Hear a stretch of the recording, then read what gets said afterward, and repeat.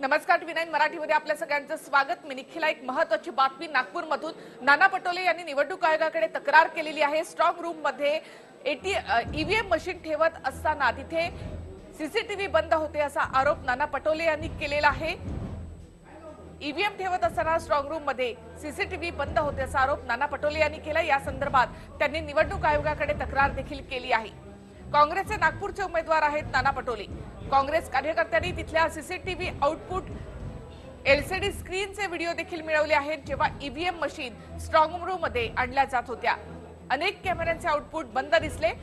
पटोले यांनी हा आरोप केलेला आहे। ज्या ट्रक मध्ये ईव्हीएम मशीन आणल्या गेल्या त्याच्यावर भाजपच्या रंगाचे कापड असल्यामुळे काँग्रेस कार्यकर्ते साशंक झालेले आहेत।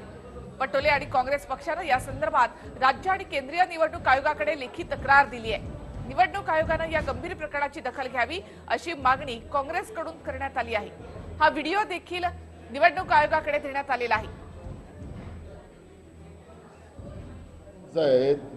जिथं आपल्या ईव्हीएम ठेवलेले आहेत तिथं पूर्ण कॅमेरे सुरू असले पाहिजे, एलईडीला ते दिसले पाहिजे। आम्ही तुम्हाला जे व्हिडिओ दाखवला त्याच्यामध्ये सगळ्या स्क्रीनवर कुठेही आपल्याला कॅमेरे सुरू आहेत, मशीन त्या कॅमेऱ्याच्या देखरेखीमध्ये आहे असं कुठेही दिसत नाही। म्हणून आम्ही मुख्य निवडणूक आयोग, राज्य निवडणूक आयोग आणि निवडणूक अधिकारी यांना आम्ही तक्रार केलेली आहे। आम्ही तुमच्या समोर याच्यासाठी आलो की याची दखल तातडीने घेतली पाहिजे आणि निवडणूक ही पारदर्शकपणाने झाली पाहिजे। जनतेच्या मताचं खऱ्या अर्थानं त्यांनी दिलेलं मतदान त्याच ठिकाणी जावं, हाच एवढा आमचा प्रामाणिक उद्देश आहे।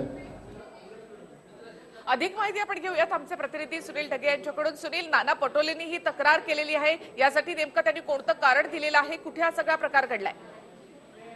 नक्कीच नागपूरमध्ये ज्या सगळ्या ईव्हीएम आहे त्या कळमना मार्केट या ठिकाणी स्टोर आहे आणि त्या ठिकाणावरून त्या ईव्हीएम आता हलवणं सुरू आहे।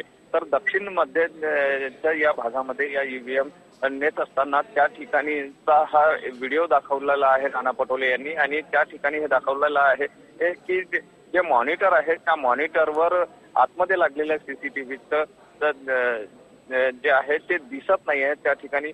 म्हणजे ही चूक आहे असं त्यांचं म्हणणं आहे आणि त्यांचं म्हणणं आहे की या ठिकाणी जर सीसीटीव्ही आहे तर मग स्क्रीनवर काय दिसत नाहीये। आणि या संदर्भामध्ये जिल्हाधिकाऱ्यांनी आता एक स्पष्टीकरण दिलेलं आहे की कुठलेही सीसीटीव्ही बंद नाही आहे। स्क्रीनवर जर समजा ते दिसत नसले तरी सगळे सीसीटीव्ही कॅमेरे सुरू आहे आणि त्याची सगळी रेकॉर्डिंग आमच्याकडे आहे आणि ते आम्ही प्रोव्हाइड सुद्धा करू शकतो। धन्यवाद सुनील। एकूणच माहितीबद्दल नाना पटोले यांनी निवडणूक आयोगाकडे ही तक्रार केली आहे की स्ट्रॉंग रूम मध्ये ईव्हीएम मशीन ठेवत असताना तिथले सीसीटीव्ही बंद होते। हा व्हिडिओ तुम्हाला आवडला असेल तर असे आणखी व्हिडिओ पाहण्यासाठी टी9चं YouTube चॅनल सबस्क्राइब करा, बेल बटन दाबा। ताज्या घडामोडींसाठी लॉग ऑन करा tv9marathi.com।